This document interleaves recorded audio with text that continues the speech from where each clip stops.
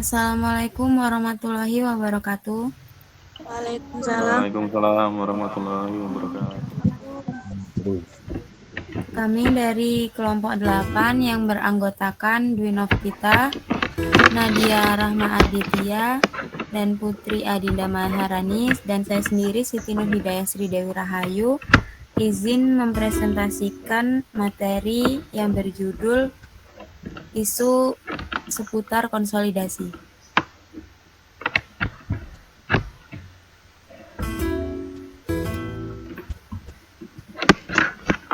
Baik, untuk materi pertama yang akan saya terangkan dengan saya sendiri, yang pertama adalah pengertian konsolidasi. Pengertian konsolidasi. Konsolidasi adalah upaya menyatukan dan mempererat hubungan antara dua kelompok atau lebih untuk membentuk satu kesatuan yang lebih kuat.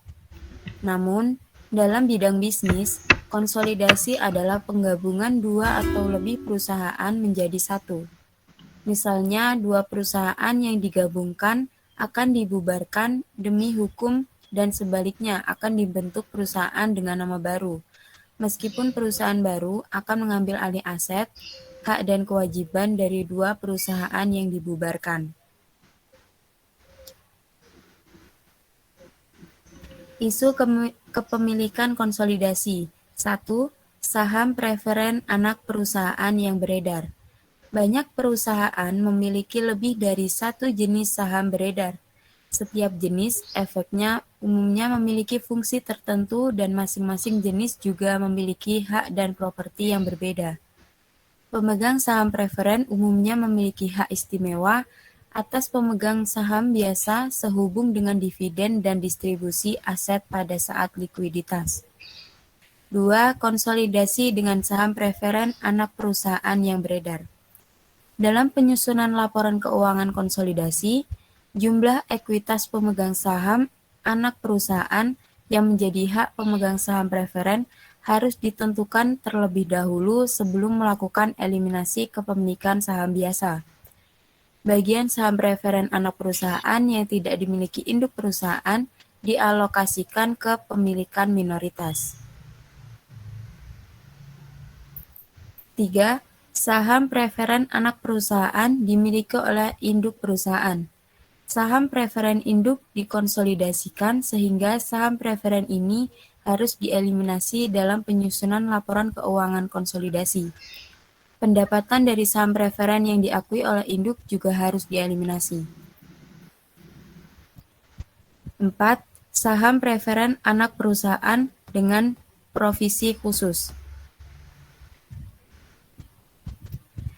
Peraturan dividen kumulatif memberikan tingkat perlindungan tertentu kepada pemegang saham preferen dengan mewajibkan perusahaan untuk membayar dividen atas saham preferen untuk periode berjalan dan dividen yang belum dibayarkan dari periode sebelumnya sebelum perusahaan dapat membagikan dividen kepada pemegang saham biasa.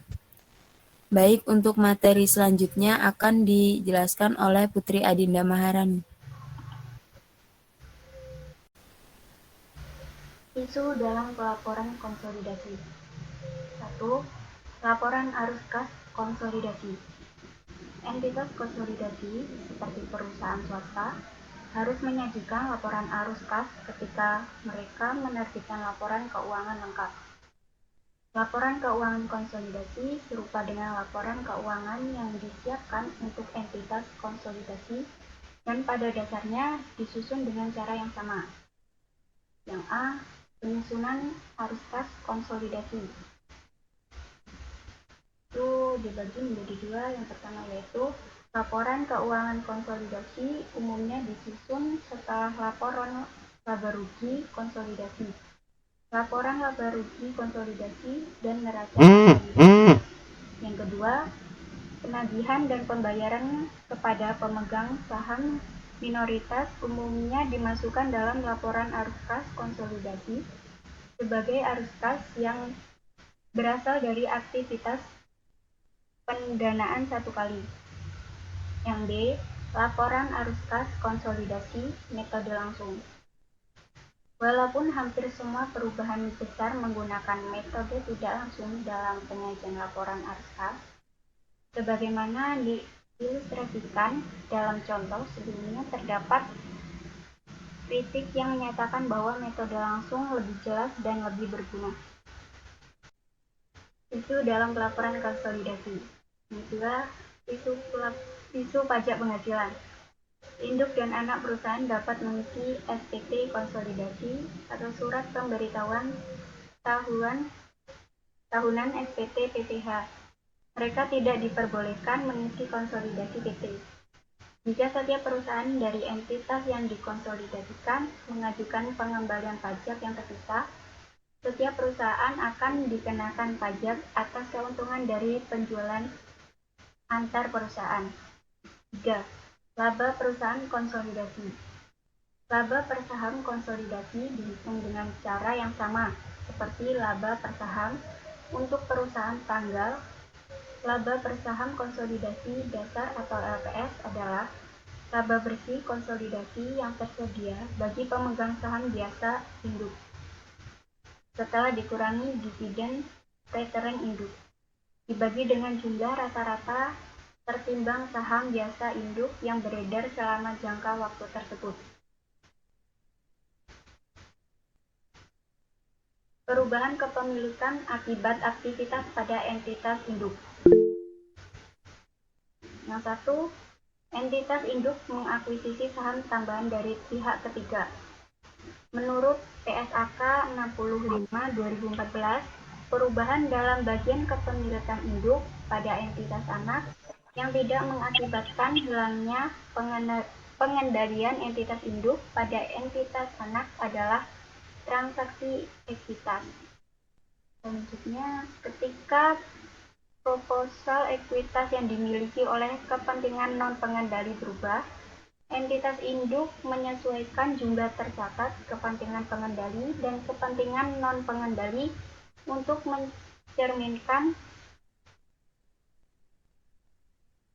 mencerminkan bahan kepemilikan relatifnya dalam entitas anak.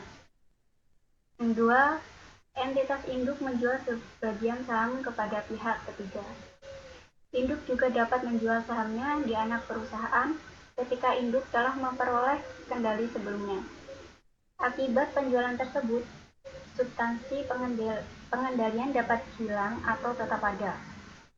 Ketika proporsi ekuitas dalam kepentingan non-pengendali berubah, perusahaan induk menyesuaikan nilai buku, kepentingan pengendali dan non-pengendali untuk mencerminkan perubahan kepentingan relatif mereka dalam kepemilikan anak perusahaan.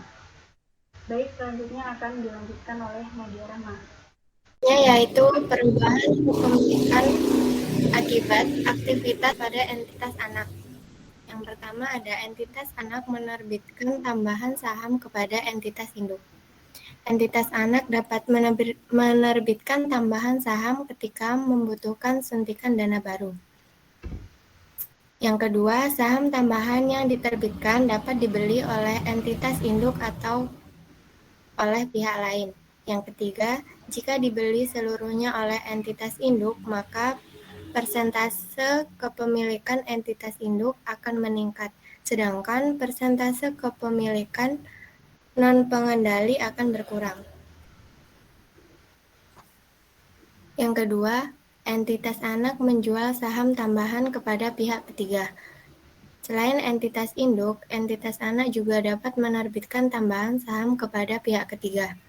Jika dibeli seluruhnya oleh pihak ketiga, maka persentase kepemilikan entitas induk akan turun, sedangkan persentase kepemilikan non-pengendali akan naik. Yang A, entitas anak membeli saham treasury dari entitas induk. Entitas anak dapat membeli saham treasury dengan alasan tertentu. Saham treasury dapat dibeli dari entitas induk atau pihak lain. Jika dibeli seluruhnya dari entitas induk, maka persentase kepemilikan entitas induk akan turun, sedangkan persentase kepemilikan non-pengendali akan naik. Yang B, entitas anak membeli saham treasury dari pihak ketiga. Saham treasury dapat dibeli dari entitas induk atau pihak lain. Jika dibeli seluruhnya dari pihak ketiga, maka persentase kepemilikan entitas induk akan naik, sedangkan persentase kepemilikan non-pengendali akan turun. Contohnya yaitu PT Induk membeli 350.000 lembar dari 500.000 lembar saham beredar PT Anak pada 2 Januari 2015. Pada saat itu, PT Induk membayar 490 juta rupiah, yaitu sebesar proporsi nilai aset bersih PT Anak. Komposisi ekuitas atau aset bersih PT Anak saat itu terdiri dari saham biasa dan saldo laba, masing-masing senilai 500 juta rupiah dan 200 juta rupiah. Saham PT Anak memiliki nilai nominal atau par Rp1.000 per lembar. Pada tanggal 31 Desember 2015, PT Anak membeli saham treasury 100.000 lembar saham dari pihak ketiga seharga Rp1.200 per lembar. PT Anak melaporkan laba bersih 50 juta rupiah dan dividen 30 juta rupiah. Dampak dari penerbitan tersebut adalah turunnya kepemilikan PT Induk menjadi 87,5% atau 350.000 lembar per 400.000 lembar. Materi selanjutnya akan dilanjutkan oleh Dwi Novita.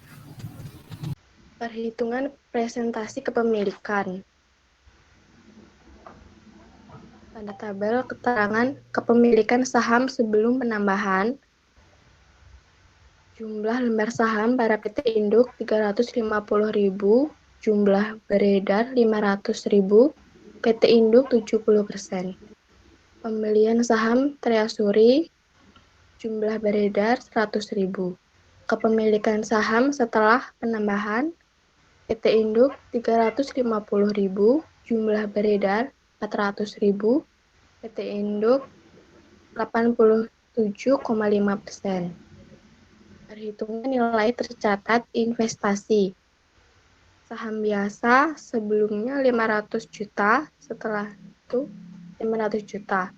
Saldo laba sebelum 220 juta, setelah itu 220 juta. Saham treasury 120 juta. 720 juta, setelah itu 600 juta. Kepemilikan saham 87,5%. Nilai tercatat investasi 504 juta. Setelah itu 525 juta, selisihnya 21 juta. Final pada tanggal 2 bulan 1 2015, akun investasi pada PT Anak pada debit 490 juta. Keterangan untuk mencatat investasi awal pada PT Anak. Kas pada kredit 490 juta. Pada tanggal 31 bulan 12 2015, saham treasury pada debit 120 juta, pada kas 120 juta. Kas pada kredit 120 juta. Keterangan untuk mencatat pembelian saham treasury. Pada tanggal 31 bulan 12 tahun 2015, investasi pada PT Anak debit 21 juta, ekuitas tambahan modal disetor pada kredit 21 juta, keterangan untuk menyesuaikan nilai tercatat. Pada tanggal 31 bulan 12 2015, investasi pada PT Anak ada debit 35 juta, bagian laba dari PT Anak pada kredit 35 juta, keterangan untuk mencatat bagian laba bersih dari PT Anak. Kas pada debit 21 juta, investasi pada PT Anak pada kredit 21 juta, keterangan untuk mencatat dividen dari PT Anak. Eliminasi. Pada tanggal 31 bulan 12 2015, saham biasa pada debit 500 juta. Keterangan untuk mengeliminasi. Saldo laba pada debit 200 juta. Keterangan ekuitas dan investasi pada PT Anak. Bagian laba dari PT Anak pada debit 35 juta. Bagian laba non pengendali debit 15 juta. Investasi pada PT Anak kredit 525 juta. Saham Treasury tanda kredit 120 juta, kepentingan non pengendali kredit 75 juta, dividen diumumkan 30 juta. Selanjutnya, saya serahkan kepada moderator. Baik, terima kasih. Itulah penjelasan materi dari kelompok kami. Jika ada yang ingin ditanyakan. Izin bertanya. Izin bertanya. Nggak usah salah, nggak apa-apa, yang penting kita udah tahu. Iya, silakan. Iya, Siska, silakan.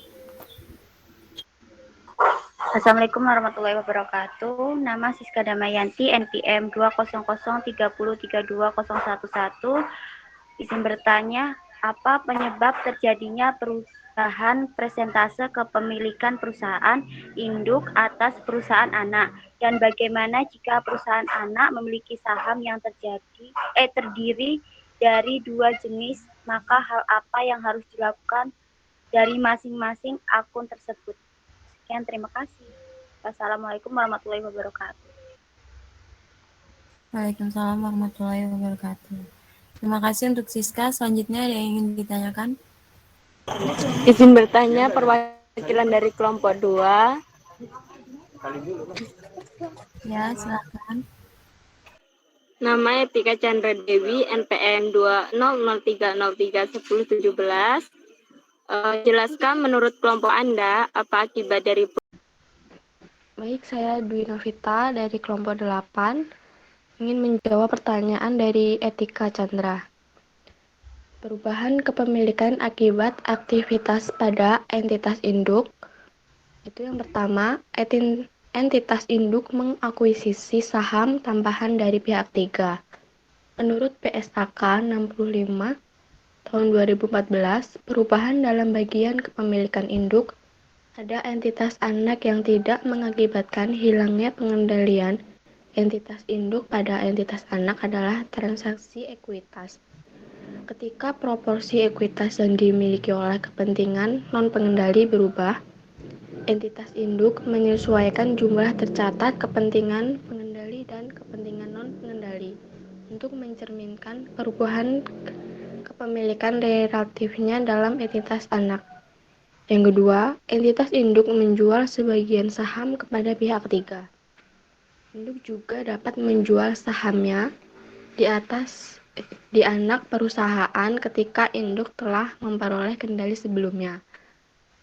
Akibat penjualan tersebut, substansi pengendalian dapat hilang atau tetap ada. Ketika proporsi ekuitas dalam kepentingan non-pengendali berubah, perusahaan induk menyesuaikan nilai buku, kepentingan pengendali dan non-pengendali untuk mencerminkan perubahan kepentingan relatif mereka dalam kepemilikan anak perusahaan. Baik, Etika, apakah bisa diterima? Ya, baik. Jadi intinya dari akibat dari perubahan kepemilikan aktivitas pada entitas induk itu apa?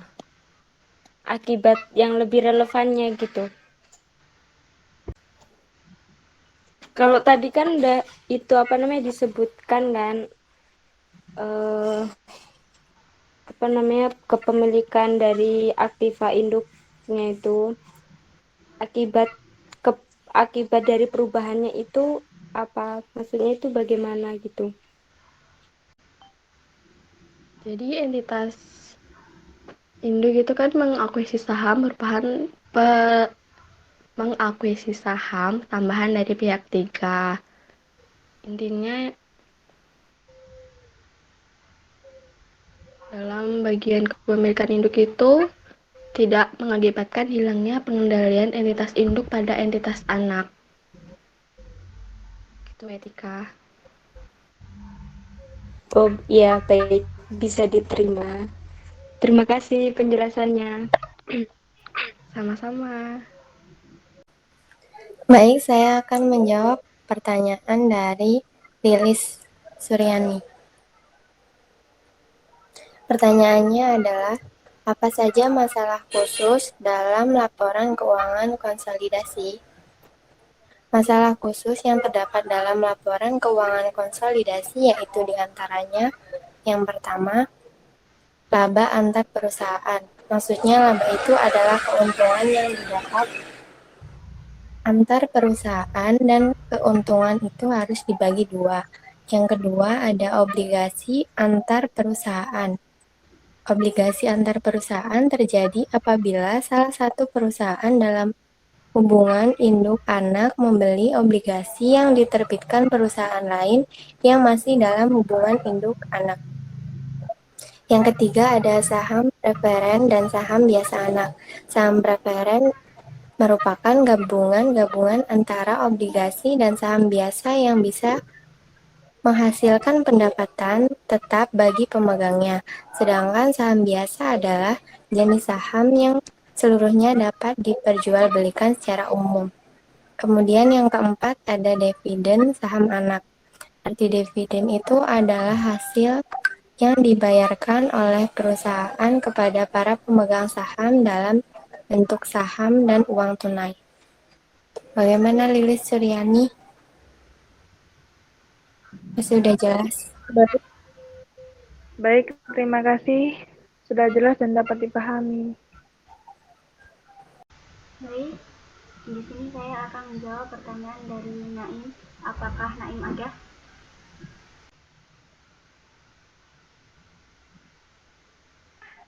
Hadir. Oke. Tadi kan pertanyaannya apa saja hak istimewa pemegang saham preferen.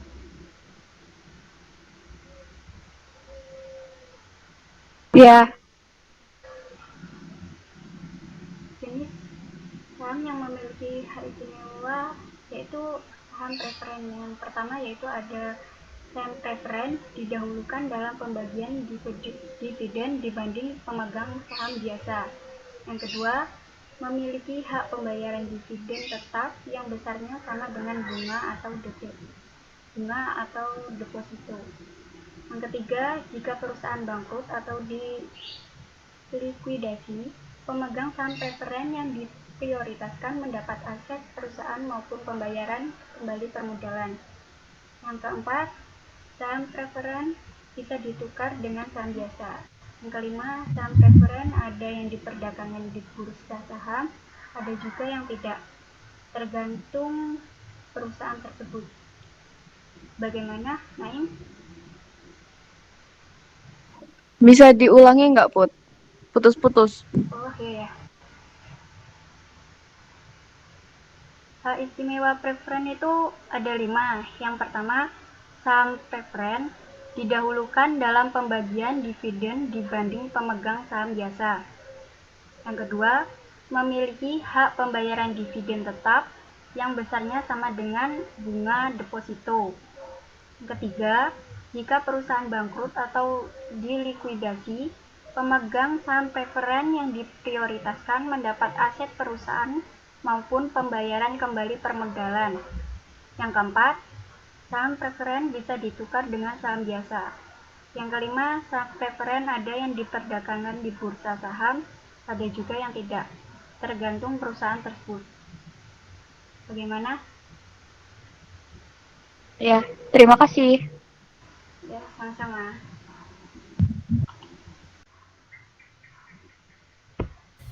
Baik, di sini saya akan menjawab pertanyaan dari Siska Damayanti. Siska Damayanti ada? Ada. Pertanyaannya adalah, apa penyebab terjadinya perubahan persentase kepemilikan perusahaan induk atas perusahaan anak Dan bagaimana jika perusahaan anak memiliki saham terdiri dari dua jenis, maka hal apa yang harus dilakukan dari masing-masing akun tersebut? Penyebab dari terjadinya perubahan presentase kepemilikan perusahaan induk atas perusahaan anak adalah karena adanya aktivitas yang dilakukan oleh anak perusahaan, seperti pendapatan laba atau rugi, serta bertambahnya investasi saham induk perusahaan. Terus bagaimana jika perusahaan anak memiliki saham yang terdiri dari dua jenis, maka hal yang dilakukan dari masing-masing akun tersebut bagaimana? Akun tersebut. Bagaimana Siska Damayanti? Baik, dapat dipahami. Terima kasih. Ya, sama-sama. Sekian presentasi dari kelompok 8. Kurang lebihnya dari kelompok 8 mohon maaf. Pada Allah saya mohon ampun. Saya akhiri. Wassalamualaikum warahmatullahi wabarakatuh. Waalaikumsalam warahmatullahi wabarakatuh.